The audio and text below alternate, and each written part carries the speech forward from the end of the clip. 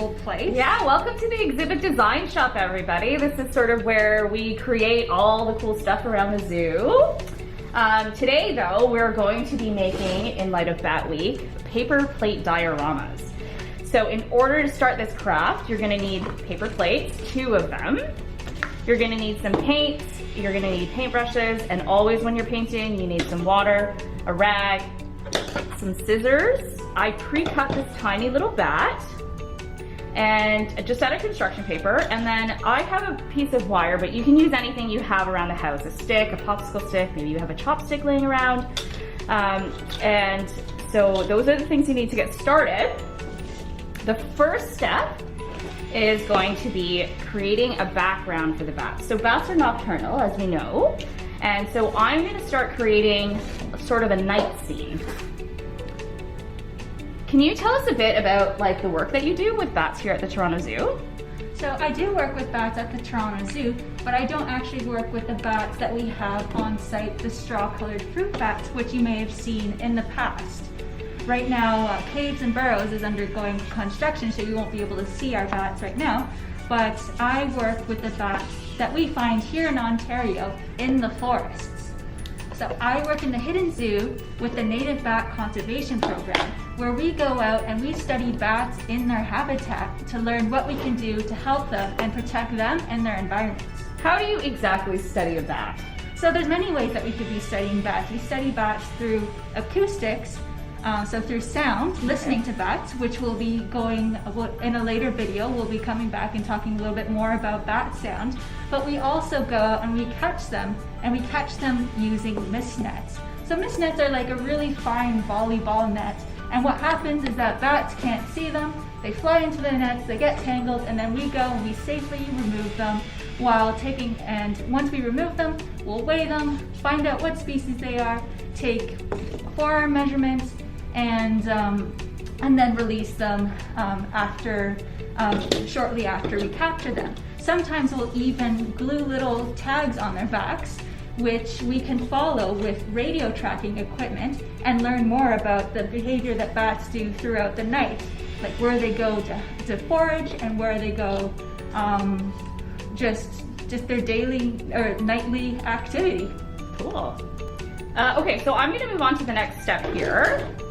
And this part is going to be sort of a window. We're gonna attach these 2 plates together after. So I'm just gonna cut a little window here.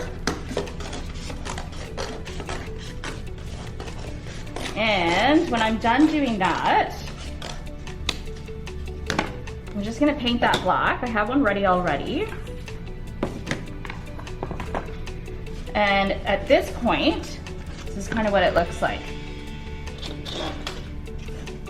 The next step is I have a glue gun, but you can use tape. I'm just gonna put some glue on there and stick my little bat friend on here.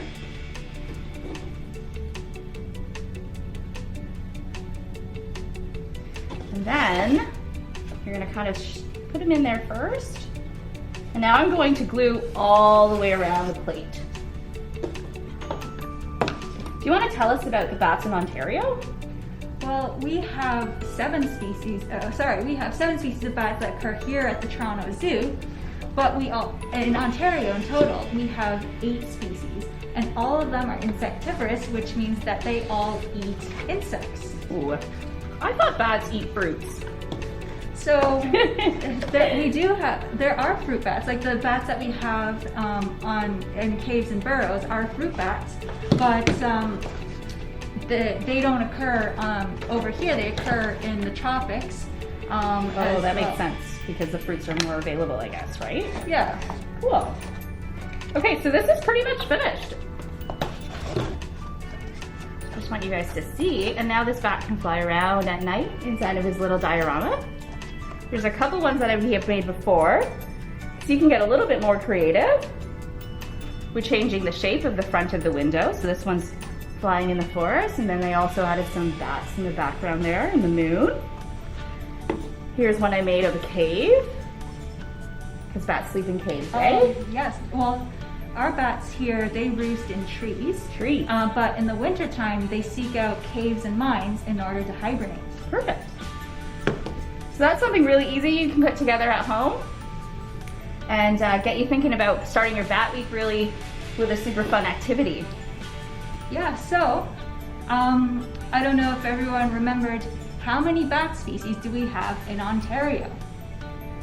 We have 8 species of bat in Ontario, but here at the Toronto Zoo in the forest, there are 7 species. So, thank you for joining us today. Be sure to check out Toronto Zoo's Facebook, Instagram, and Twitter to get more information on bats throughout this week, as well as look at Bat Week's official website, batweek.org, for other events that are happening worldwide.